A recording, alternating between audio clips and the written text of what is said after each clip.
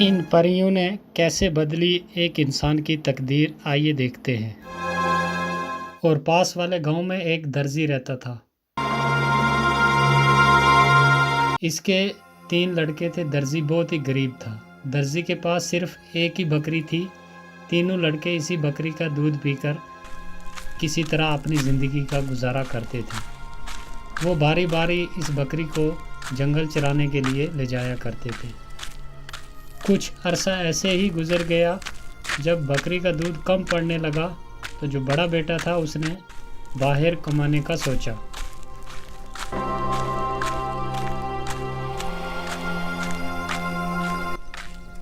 फिर वो बाहर कमाने के लिए चला जाता है।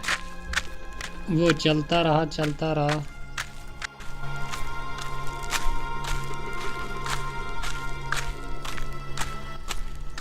फिर उसे चलते चलते रास्ते में एक व्यापारी मिला। व्यापारी ने लड़के से पूछा, अरे भाई ज़रा सुनो तो, कहाँ जा रहे हो तुम?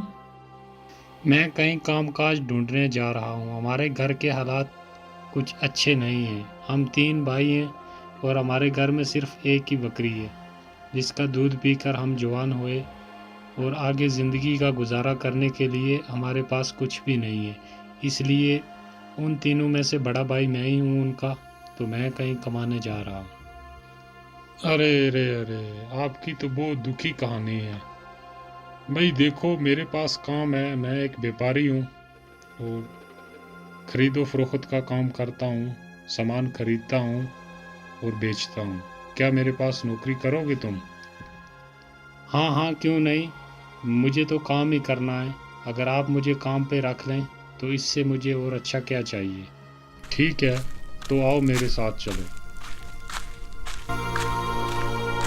ये बोलकर व्यापारी उसे अपने साथ लेकर चला गया। व्यापारी ने लड़के को अच्छे तरीके से खरीदने और बेचने का काम सिखा दिया। लड़का अपना काम बहुत ही बड़ी ईमानदारी के साथ, मेहनत के साथ करता।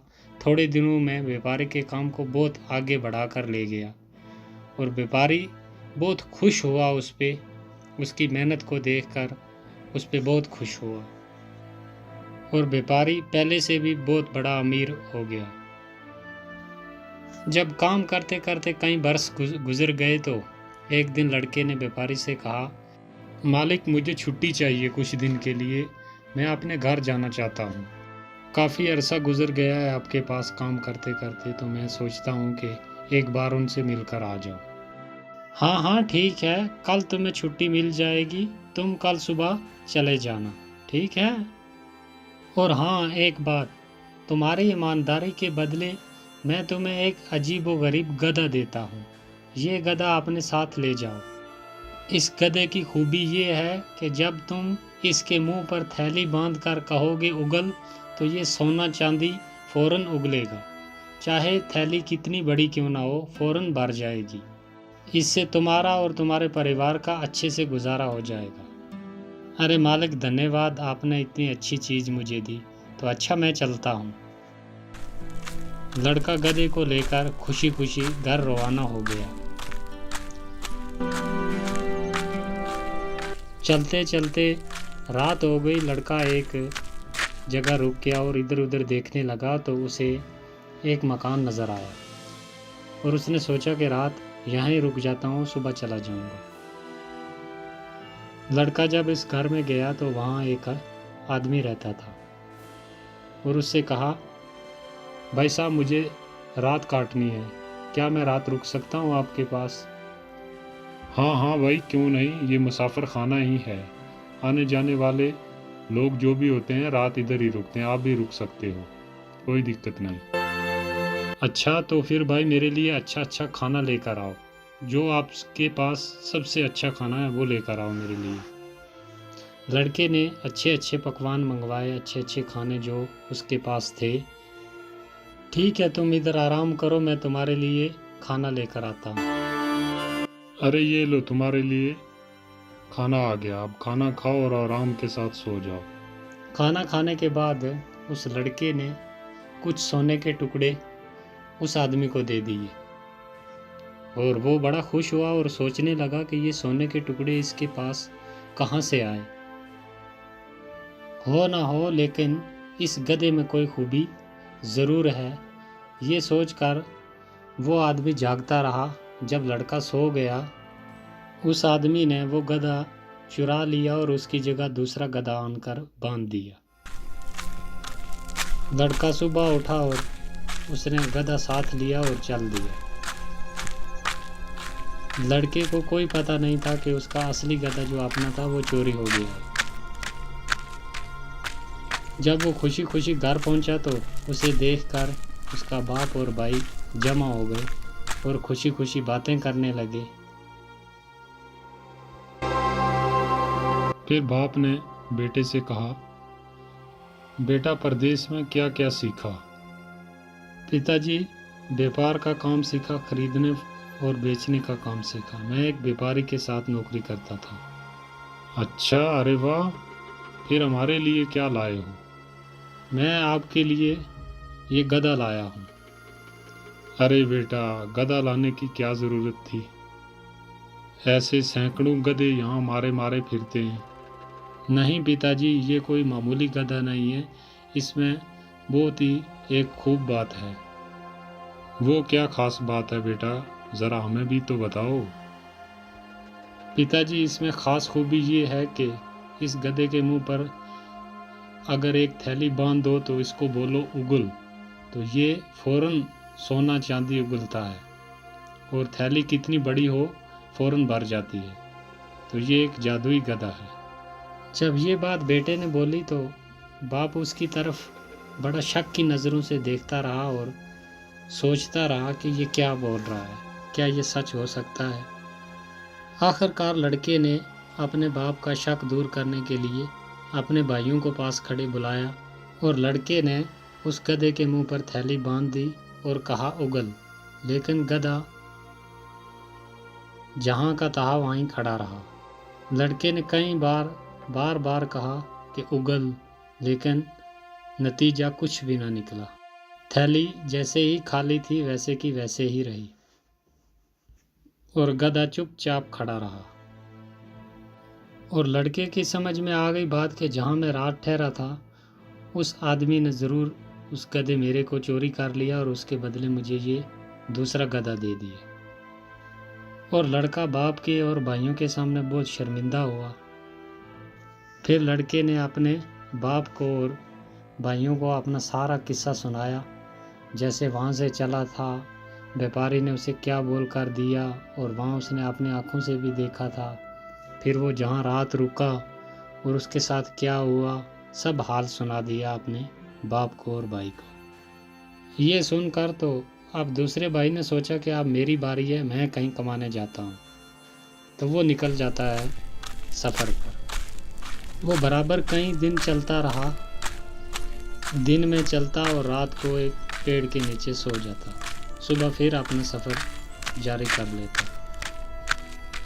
फिर एक दिन चलते चलते उसे एक बुढ़िया मिली जो एक नदी के किनारे एक छोटी सी झोंपड़ी में रहती थी। लड़का भी उस बुढ़िया के साथ रहने लगा। जो काम वो बुढ़िया उसको बतलाती वो उसे बहुत मेहनत और ईमानदारी के साथ कर देता था। बुढ़िया भी उसके काम से बहुत खुश थी। लड़के ने एक दिन उस बुढ़िया से कहा, मुझे ना अपने घर जाना है, तो मैं फिर वापस आ जाऊंगा, कुछ दिन के लिए मैं अपने घर जा रहा हूँ। हाँ बेटा, बिल्कुल जाओ, मैं आपके काम से बहुत ही खुश हूँ, लेकिन मेरे पास सोना चांदी नहीं है तुम्हें देने के लिए। मेरे पास सिर्फ ये एक डिबिया है, ये तुम अपने साथ ले जाओ। और ये कोई मामूली डिबिया नहीं है, इसकी एक खूबी है, और इसको जब तुम कहोगे कि भर जा, और ये अच्छे अच्छे खानों के साथ भर जाएगी। चाहे आदमी कितने भी क्यों ना हो, पेट भर के खाना खा लेंगे। और तुम ये डिबिया अपने साथ लेकर जाओ। लड़का बहुत खुश हुआ और उसने वो डिबिया अपने साथ ली और चल दिया घर की तरफ। वो भी चलते चलते उसी जगह पहुंच गया जहाँ पर उसका भाई बड़ा जो था वो रात रुका था, उसी आदमी के पास। वो भी वहीं रुक गया रात गुजारने के लिए। और उस आदमी ने उससे पूछा, भाई क्या खाना खाओगे कुछ? अरे नहीं भाई, तुम तकलीफ मत करो, मैं तुम्हें खाना खिलाता हूँ, मेरे पास बहुत खाना है। तुम्हारे पास तो कुछ भी नहीं है, तुम कहाँ से खाना खिलाओगे? लड़के ने अपने पास से वही डिबिया निकाली और जैसे बुढ़िया ने बोला था वैसे ही उसने बोला जब, तो वो एकदम भर गई अच्छे अच्छे खानों से। तो जब दोनों ने मिलकर खाना खाया तो उस आदमी की फिर नज़र बदल गई। उसने कहा कि ये डिबिया मामूली नहीं, ये कोई ख़ास डिबिया है, और वो उसे छुपाने की तरकीब सोचने लगा। लड़का काफ़ी थक चुका था, खाना खाने के बाद वो सो गया, लेकिन वो आदमी जागता रहा। वह असली वाली डिबिया जो थी वो उसने चुरा ली और उसकी जगह वैसे की वैसे ही एक डिबिया रख दी। और लड़का उठा और सुबह अपनी डिबिया साथ ली और घर की तरफ चल दिया। चलते चलते वो भी खुशी खुशी जब घर पहुंचा तो उसे भी बाप भाई देखकर बहुत खुश हुए, क्योंकि वो भी कई बरस के बाद वापस आया था। फिर ढेर सारी बातें की, सफ़र में क्या कुछ हुआ सब एक दूसरे के साथ बात की उसने। आखिर उसने अपने उस डिबिया की खूबी जो थी वो बताई कि इसकी ये खूबी है, ये मामूली नहीं है, ये बहुत ख़ास डिबिया है। तो बाप ने सुनकर इनकार कर दिया कि ये भी गधे की तरह ऐसे ही निकलेगी, तुम भी बड़े भाई की तरह ऐसे ही झूठ बोल रहा है। और फिर वही हुआ जो गधे के साथ हुआ था, क्योंकि गधा भी असली नहीं था और ये डिबिया भी असली नहीं थी। तो देखकर बहुत ही परेशान हुए वो, और उसने भी अपने भाइयों से और बाप से अपना सारा किस्सा कह सुनाया, जो उसके साथ रास्ते में हुआ, कैसे बुढ़िया ने दी रात, कहाँ रुका, तो सब हाल सुना दिया। फिर तीसरा भाई सफ़र पर निकला। अब कहानी का मोड़ आया असली। लड़का एक मैदान से गुजर रहा था। असल में ये मैदान परियों का था। रंग बिरंगे फूल चारों तरफ खिले हुए थे, हरी हरी घास सब्ज मखमल की तरह फैली हुई थी। बीच बीच में नदियाँ भी बह रही थी और हवा खुशबू में बसी हुई थी। लड़का थोड़ा आराम करने के लिए ठहर गया वहाँ पर। हवा की मस्त खुशबू ने आँखों में नींद भर दी और वो जल्दी एक फूल के नीचे सो गया। लड़का अभी सोया ही था कि नीलम परी जो उस फूल पर रहती थी वो उतरी और लड़के को हवा में उड़ा ले गई। दूसरे दिन लड़के ने अपने आप को बहुत ही घने जंगल के बीच पाया। वो कहाँ है या कैसे आया, अभी इन बातों को सोच ही रहा था कि सारा जंगल तरह तरह की आवाज़ों से गूंज उठा और देखते ही देखते एक लाल रंग की रोशनी पूरे जंगल पर फैल गई। और लड़का बहुत परेशान हुआ और बार बार सोचा, लेकिन उसे कुछ समझ ना आया। इतने में उसके कानों में एक बहुत ज़ोरदार आवाज़ आई और फिर से सारा जंगल नीले रंग में रंग गया। उस आवाज़ को सुनकर लड़का घबरा गया और एक तरफ भागा। उसके भागने पर जंगल की सब परियां हंस पड़े। दरअसल बात यह थी कि परियां लड़के के साथ खेल रही थीं। जब परियों का खेल खत्म हो गया तो नीलम परी उस लड़के के पास आई और लड़के को बोली, तुम हमारे मैदान में क्या कर रहे हो? मुझे नहीं मालूम था कि मैदान आपका है। यहाँ आना मना है क्या? अब दोबारा कभी भूल कर भी नहीं आऊँगा। क्यों, मैदान पसंद नहीं आया क्या? नहीं नहीं, वो बात नहीं। मैदान तो मुझे बहुत पसंद है, लेकिन जंगल मुझे पसंद नहीं। क्यों, डर लगता है जंगल में क्या? जी हाँ, बहुत डर लगता है। ओह, ये बात है। अच्छा, तो अपनी आंखें बंद करो कुछ देर के लिए। और इधर लड़के ने जैसे ही अपनी आंखें बंद करी, नीलम परी ने अपना आंचल लहराया और सारा जंगल जो था वो मैदान में तब्दील कर दिया। और लड़के ने आंखें खोली और उस मैदान को देखकर उसकी जान में जान आई। और फिर जब लड़के को थोड़ा होश आया तो फिर नीलम परी ने उससे पूछा, तुम कौन हो और कहाँ जा रहे हो? यहाँ तक कैसे पहुँचे? फिर लड़के ने सारा किस्सा सुना दिया कि हम ऐसे ऐसे 3 भाई हैं, उनके साथ ऐसे धोखा हुआ। पहले के साथ उसका गधा चोरी कर लिया, फिर दूसरे भाई की डिबिया चुरा ली, तो अब मैं वो वापस लेने जा रहा हूँ। परी ने ये सुनकर अपनी छड़ी हिलाई और वहाँ पर जिन को बुला लिया। क्या हुक्म है मेरी मलका?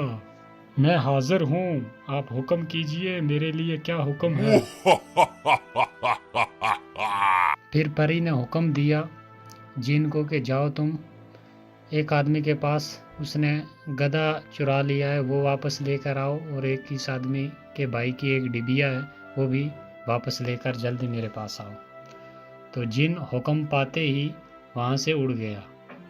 यहाँ कुछ ही देर गुजरी थी कि जिन वापस हाजिर हुआ। उसने वो गधा भी और वो डिबिया भी, दोनों चीज़ें वापस लेकर आ गया। परी ने लड़के को कहा कि ये अपना गधा और ये डिबिया भी ले जाओ, और मेरी तरफ से ये एक डंडा भी अपने साथ ले जाओ। और परी ने कहा कि जब कोई तुम्हारा दुश्मन आ गया तो इस डंडे को हुक्म देना, फिर ये डंडा उस आदमी की पीठ पर बहुत खूब नाच दिखाएगा, और इतना मारेगा ये डंडा उस आदमी को कि वो आदमी फौरन वहीं बेहोश हो जाएगा। लड़का अपनी सब चीज़ें साथ लेकर घर जाने के लिए जब तैयार हुआ तो नीलम परी ने जिन को हुक्म दिया कि इस लड़के को बाहिफाजत इसके अपने घर तक पहुंचा कर आओ, ये तुम्हारी जिम्मेदारी है। और जिन ने हुक्म सुनते ही सारा सामान उठाया और लड़के को अपने हाथ पर बिठाकर हवा में उड़ गया।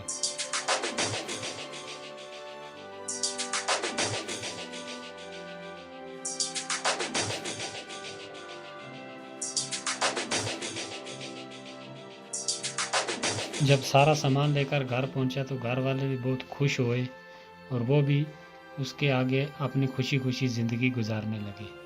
तो दोस्तों, कहानी अच्छी लगी तो वीडियो को लाइक करें और चैनल को एक बार ज़रूर सब्सक्राइब करें।